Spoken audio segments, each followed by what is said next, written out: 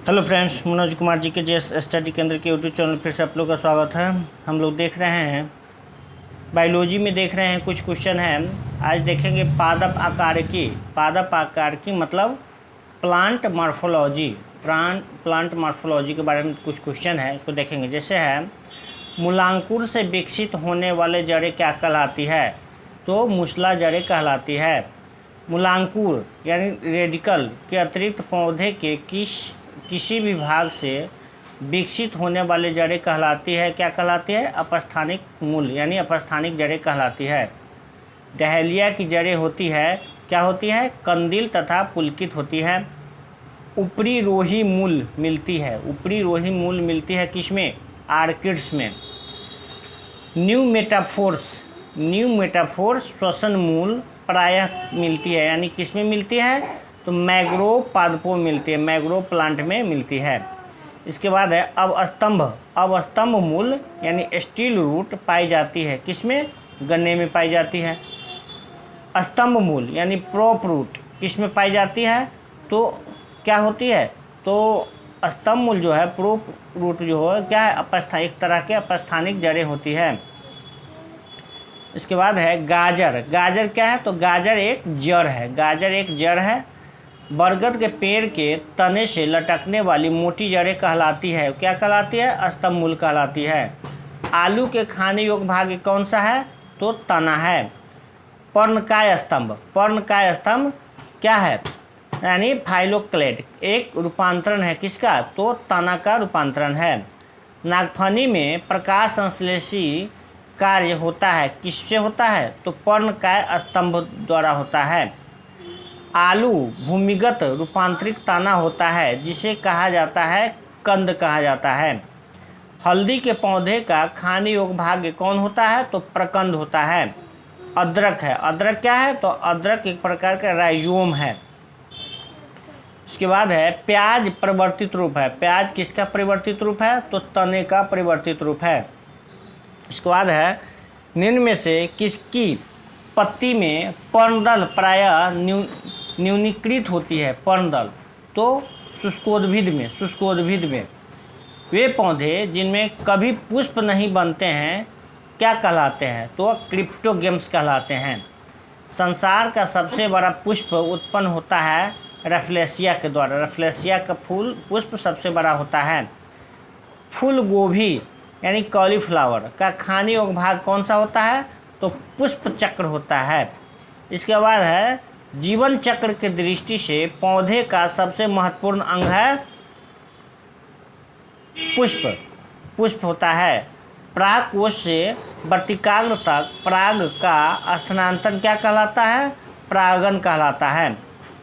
Anemophily परागन है। Anemophily परागन किसके द्वारा होता है? तो वायु के द्वारा होता है। एंटोमोफिली परागन होता है, कीटों के द्वारा होता है। इसके बाद जूफिली परागन किसके द्वारा होता है? जूफिली जो होता है जंतुओं के द्वारा होता है। ऑर्निथोफिली परागन होता है किसके द्वारा? पक्षियों के द्वारा होता है। जल द्वारा परागन कहलाता है हाइड्रोफिली कहलाता है। जो परागन बंद पुष्पों में होता है वह क्या कहलाता है? तो वह क्लिस्टोगेमी कहलाता है। बंद पुष्प में जो होता है उसे क्लिस्टोगेमी कहा जाता है। वर्तिकाग्र यानी स्टाइल सदैव खुरदारा एवं चिपचिपा होता है। कीट परागित पुष्पों में कि जिस पुष्प में कीट से परागित होता है उसका होता है वर्तिकाग्र, हमेशा खुरदारा एवं चिपचिपा होता है।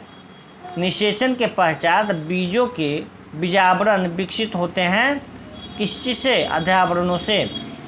द्विनिषेचन यानी डबल फर्टिलाइजेशन मुख्य लक्षण क्या है? तो किस? आवृत बीजी का मुख्य लक्षण है क्या? द्विनिषेचन या डबल फर्टिलाइजेशन है। इसके बाद है बिना निषेचन के एक अंडाशय के फल में विकसित होने को क्या कहते हैं? तो पार्थिनोकार्पी कहा जाता है। एक सत्य फल यानी ट्रू फ्रूट परिवर्धित होता है अंडाशय से परिवर्धित होता है। इसके बाद निम्न में से कौन एक कूट फल है, मतलब असत्य फल है? तो सेब असत्य फल होता है। नारियल तथा आम के फल होते हैं क्या, ड्रूप होता है, नारियल तथा आम का फल ड्रूप होता है। पके हुए आम का खाने योग आकारकीय भाग कौन सा होता है, तो मध्य फल भित्ति होता है, मध्य फल भित्ति खाते हैं आम का। नारियल का खाने योग भाग कौन होता है, तो भ्रूणपोष खाते हैं। लीची फल का खाने योग भाग होता है एरिल, लीची का एरिल खाते हैं। सेब और नाशपाती का खाने योग भाग कौन सा होता है, तो मांसल पुष्पासन होता है। इसके बाद नाशपाती का कौन सा भाग खाया जाता है, तो नाशपाती का गुदेदार यानी मांसल पुष्पासन खाया जाता है। इसके बाद है किस पौधे में बीज होता है लेकिन फल नहीं होता है, तो साइकस में। बीज विकसित होते हैं बीजांडों से। सजीव प्रजक विविपेरस अंकुरन किस में पाया जाता है, तो राइजोफोरा में पाया जाता है। अधोभूमिक अंकुरन यानी हाइपोजियल जर्मिनेशन पाया जाता है किसमें, मक्का में पाया जाता है। भूमपोरिक अंकुरन यानी इपिजियल जर्मिनेशन पाया जाता है किसमें, अरंडी में पाया जाता है। निम्नलिखित में से कौन सा एक कीटहारी पादप है, तो घटपर्णी यानी पिचर प्लांट जो होता है वह कीटहारी पादप होता है। इसके बाद है आवृतबीजियों की वर्गीकी यानी टैक्सोनॉमी ऑफ एंजियोस्पर्म्स। इसका है वर्गीकरण की आधारीय इकाई क्या होता है, स्पीशीज होता है। आलू किस कुल के से संबंधित है, तो सोलेनेसी कुल से संबंधित है। कपास किस कुल से संबंधित है, मालवेसी कुल से संबंधित है। बैगन किस कुल से संबंधित है, तो सोलेनेसी कुल से संबंधित है। आम का वानस्पतिक नाम क्या होता है, तो मैंजीफेरा इंडिका होता है। अनाज वाले पौधे किस कुल से संबंधित है, तो ग्रेमनी कुल से संबंधित है। दलहन पौधे संबंधित है किस चीज़ से, लेगुमिनेसी कुल से संबंधित होता है दलहन। सबसे बड़ा कुल कौन होता है, तो सबसे बड़ा कुल कंपोजिट होता है, कंपोजिट कुल सबसे बड़ा होता है। मूंगफली यानी ग्राउंड नट का वानस्पतिक नाम क्या है, तो इसका है एरिकिस हाइपोजिया। इसके बाद चाय के पौधे का वानस्पतिक नाम क्या है, तो थियासाइनेंसिस है, थियासाइनेंसिस है। तैल बीज यानी आयल सीड्स वाली फसल किससे संबंधित है, तो क्रिसिफेरी कुल से संबंधित है, जिस आयल बीज। मटर पौधा होता है क्या होता है, एक प्रकार का शाख होता है। सबसे लंबा जीवित वृक्ष कौन है, तो सिकुआ है। एट्रोपा बेलाडोना के किस भाग से बेलाडोना औषधि प्राप्त की जाती है, तो पत्तियों से प्राप्त की जाती है। एफेड्रा पौधे का कौन सा भाग एफेड्रिन औषधि उत्पन्न करता है, तो एफेड्रिन एफेड्रा के तना से प्राप्त किया जाता है। इसके बाद है मॉर्फिन निकाला जाता है। मॉर्फिन कहाँ से निकाला जाता है, तो पेपेवर सोमनीफेरम से निकाला जाता है। केसर उत्पन्न होता है, केसर क्रोकस के वर्तिका तथा वर्तिकाग्र से उत्पन्न होता है केसर। इसका भोजपत्र उत्पन्न होता है, भोजपत्र कहाँ से उत्पन्न होता है, तो बेटूला की छाल से भोजपत्र उत्पन्न होता है। लौंग यानी क्लोव होता है, एक क्या प्रकार, लौंग एक शुष्क पुष्पकलिका होता है। फूल गोभी के पौधे का कौन सा भाग खाया जाता है, तो पुष्पक्रम खाया जाता है। पौधे के किस भाग से कॉफ़ी प्राप्त होता है, तो बीज से पौधे कॉफ़ी प्राप्त होता है, बीजों से कॉफ़ी प्राप्त होता है। अफीम प्राप्त होती है, अफीम किस चीज़ से प्राप्त होती है, तो पैपेवर सोमनीफेरम से अफीम प्राप्त होती है। रिसर्पिन नामक पौधों औषधि प्राप्त होती है किसी से, राउल्फिया सर्पेंटाइन से, राउबुल्फिया सर्पेंटाइन से क्या रिसर्पिन प्राप्त होता है। इसके बाद है कुनैन किससे प्राप्त होता है, तो कुनैन प्राप्त होता है सिनकोना से। वर्तिका और वर्तिकाग्र उपयोगी उत्पाद होते हैं केसर में होता है। तंबाकू के पत्तियों में होते हैं क्या चीज़ होता है, निकोटीन होता है। उच्च रक्तदाब को रोकने के लिए औषधि प्राप्त होती, कौन सा औषधि प्राप्त होती है, तो राउल्फिया जाति से औषधि प्राप्त होती है। दालचीनी पेड़ के किस भाग से प्राप्त होता है, तो छाल से प्राप्त होता है। तारपीन का तेल प्राप्त किया जाता है चीड़ के पेड़ से। सामान्य प्रयोग में आने वाला मसाला लौंग कहाँ से प्राप्त होता है, तो फूल की कली से प्राप्त होती है। बांस को किस में वर्गीकृत किया जाता है, तो बांस जो होता है घास कुल में आता है, वो घास एक प्रकार का घास है। हेरोइन प्राप्त होता है। हेरोइन किससे प्राप्त होता है? तो अफीम पोस्ता से प्राप्त होता है। तारपीन का तेल किससे प्राप्त होता है? तो तार के वृक्ष से तारपीन का तेल प्राप्त होता है। इसके बाद है पादप आकारिकी यानी प्लांट फिजियोलॉजी।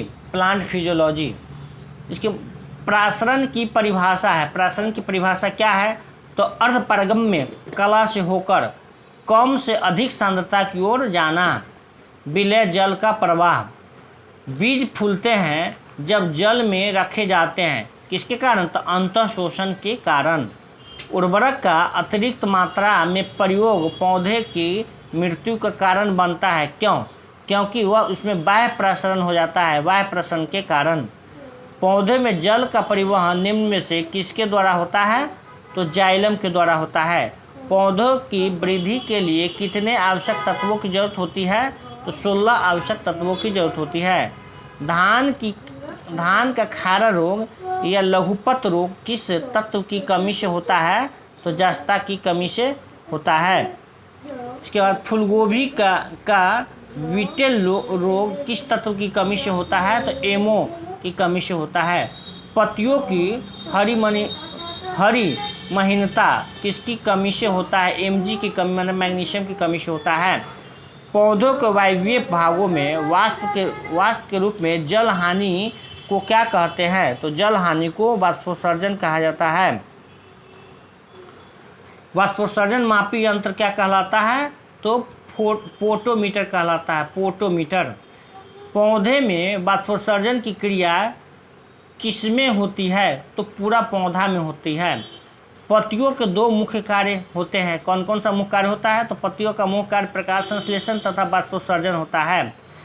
किस क्रिया के फलस्वरूप पौधे में ऑक्सीजन का निकास एवं कार्बन डाइऑक्साइड का अवशोषण होता है? तो प्रकाश संश्लेषण में। प्रकाश संश्लेषण की क्रिया में क्या बाहर निकलता है? तो ऑक्सीजन बाहर निकलता है।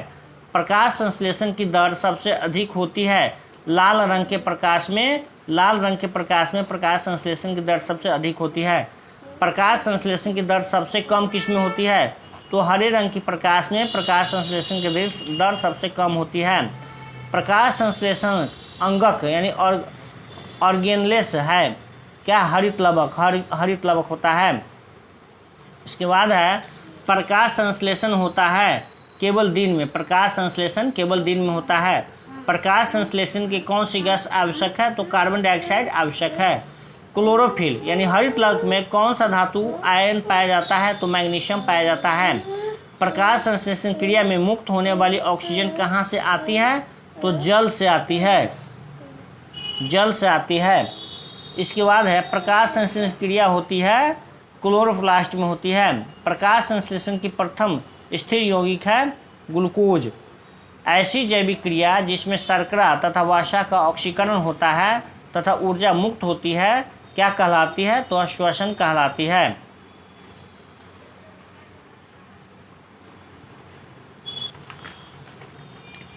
श्वसन मापन का यंत्र कहलाता है क्या कहता है? एस्पिरोमीटर कहा जाता है। एस्पिरोमीटर कहा जाता है। रात्रि में वृक्षों के नीचे सोने की सलाह नहीं दी जाती है। क्यों? क्योंकि रात्रि के समय कार्बन डाइऑक्साइड गैस छोड़ते हैं।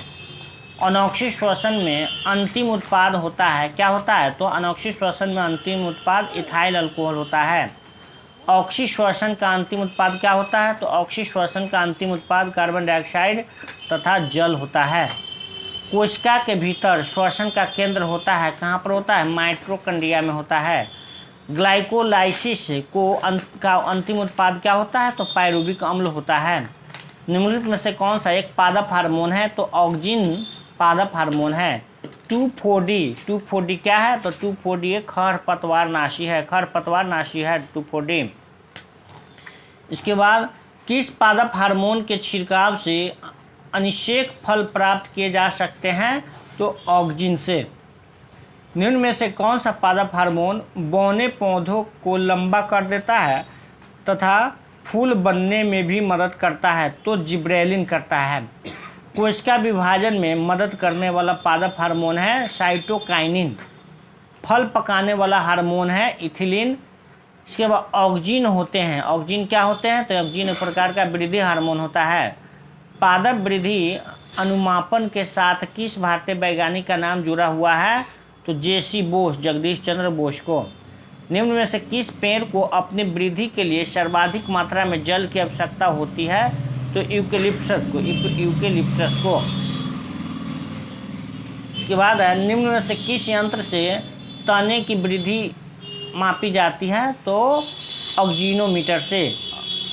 इसके बाद वायु उद्दीपन द्वारा प्रेरित पादप गति कहलाती है कंपानुकुंचन कहलाती है। छुई मुई के पत्ती में गति होती है किसके चलते? कंपानुकुंचन के चलते।